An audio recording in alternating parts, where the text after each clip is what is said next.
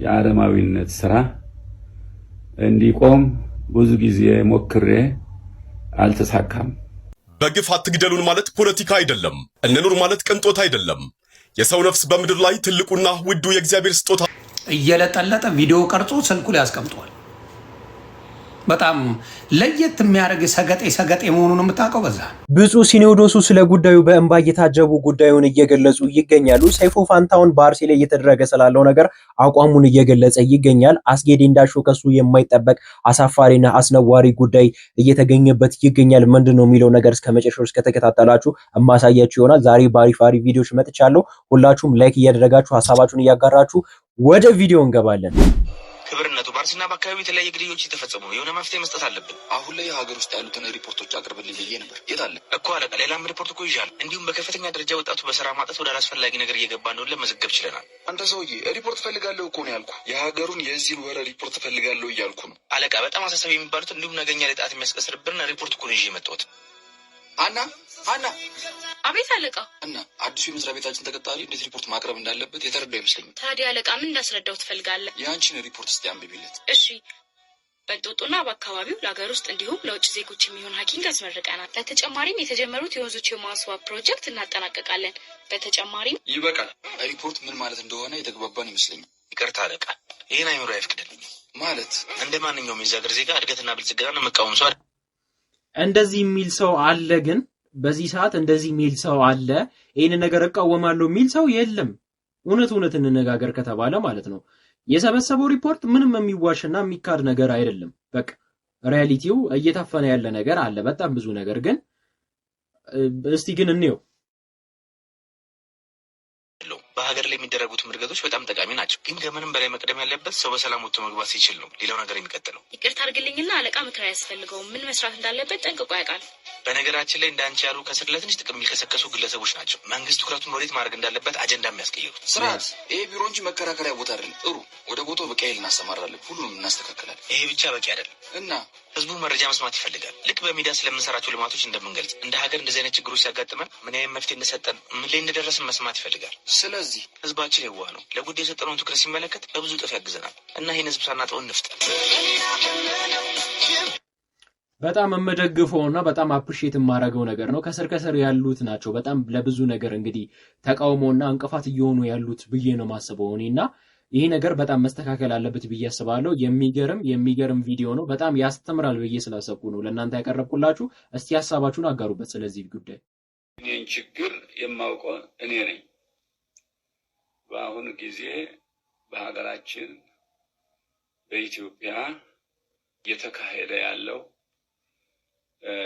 አረመኔነት የአረማዊነት ስራ እንዲቆም ብዙ ጊዜ ሞክሬ አልተሳካም። ምክንያቱም ፈቃድ አልተሰጠም። እናገራለሁ ይመልሱታል፣ እናገራለሁ ይመልሱታል። ይሄው እስካሁን ድረስ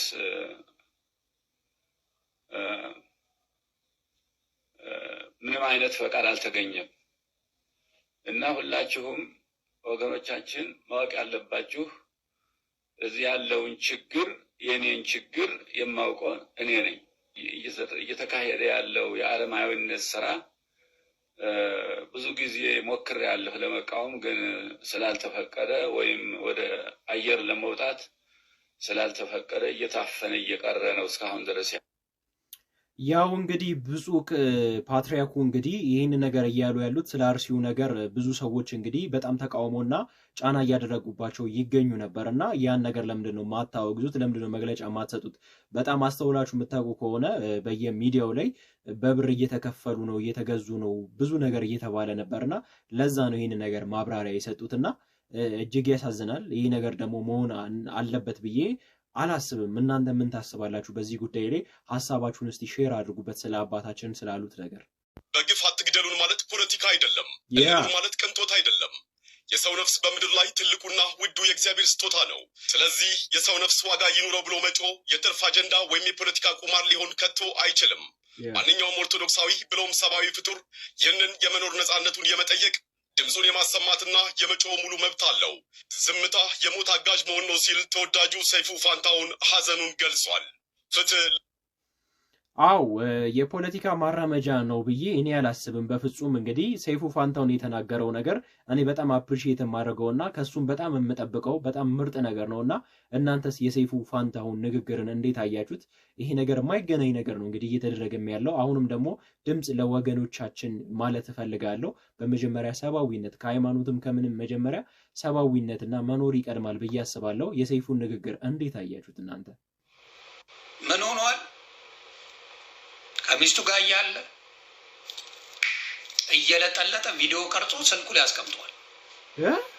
በጣም ለየት የሚያደርግ ሰገጤ መሆኑን የምታውቀው በዛ ስልኩ ላይ አስቀምጦት ነበረ። ሰክሮ ሲለፋደድ ሚስቱ ታይና ያንን ቪዲዮ ወደ ራሷ ትራንስፈር ታደርገዋለች። ከማን እንደደረሰኝ ታውቀዋለህ? ይህን ጉዳይ አዝጌ ከማን እንደመጣ ከዛ ጭልፋና ማንኪያ ከዛ በጋሞ በአርባ ምንጭ ቤተሰብ ሽማግሌዎች ጋር ሲኬድ ሽማግሌዎቹ ራሱ ነው የምላችሁ ያንን ቪዲዮ ስታሳያቸው እርቁን ተው ነው ከእንደዚህ አይነት ሰው ጋር ልጃችንን ይቅር ባትል ምንም ችግር የለውም ብላ በዛ ነው ቪዲዮ በቃ እየለጠለጠ አሁን ባለትዳር ተሳሳት ምን በል ግን ቪዲዮ ታስቀምጣለህ እየለጠለጥክ ሴት እያጫወትክ ቪዲዮ ቀርጸ ለራስ ምን አይነት ወራዳነት ነው ግን የዘመናችን ጊዜ የዘመናችን ወጣቶች ላይ እያየን ያለው ነገር በጣም ነው የሚያሳፈረው። እንዴት ነው ባለትዳር ነው ሆናችሁ ፍቅረኛ ራሱ ኖራችሁ እኮ እንደዚህ ነገር ማድረግ አለባችሁ ብዬ አላስብም። እንዴት ነው ደግሞ በቪዲዮ ቀርጻችሁ ደግሞ የምታስቀምጡት? ምን ሊያደርግላችሁ ምን ይጠቅማችኋል ብላችሁ ነው? ግን በጣም ነው የምታሳፍሩት አንዳንድ ሰዎች። ይሄ ነገር እውነትም ከሆነ አስጌ እንደዚህ አይነት ሰው ነው ብለን ጠብቀን ማናቅም። በጣም ይደብራል። ዛሬ የድሮ የፌስቡክ ቴክስቶችን እያየሁልህ ጌታዬ ምን አይነት ቴክስት ነበር ምንጽፈው እንጂ የእሱን ነገር ማቱ ሃይፕ ቀልብ እየላኩት ወይ ማል ምናምን አልተዋልክ ወይ ምን ሆነን ነው? ቆይ እንደዛ መጽፈው አንተ ምንም ጭንቅላታችን ነው ይሰራል ፈጣሪ ወይ። እንደዚህ አይነት ግን አጋጣሚ አጋጥሟችሁ የሚያውቅ ሰዎች አላችሁ? የድሮ ቴክስቶቻችሁን ማለት ነው። ድሮ ላይ መቼም ከሁሉም በፊት የመጣው ፌስቡክ ነበርና ብዙ ነገር የምንለቅባቸው እዛ ላይ ነበርና የምታውቁት ሰዎች ታውቁታላችሁ ብዬ አስባለሁ። የሚያስጠላ ነገር አለ በእናትህ። እኔ አሁን ላይ የምጀናጀንበትን መንገድ ከዛ ነው በሳነጻጽረው ነው በጣም ይገርመኝ። አሁን ከዚህ በኋላ አሁን ማረጋው ቢያልፍም አይቆጨኝም ምናምን ነው ማረጋቸው። አሁን ላይ የዛኔው ሳስበው እኔ ነኝ አሁን እንዴት ነው የምታስበው? አሁን በቪዲዮ ነው በቃ በቪዲዮ ማለት ቴክስት ማለት በቪዲዮ ነው። አንተ ቴክስት ነው ዘንድሮ የምትጽፈው በቪዲዮ ምታው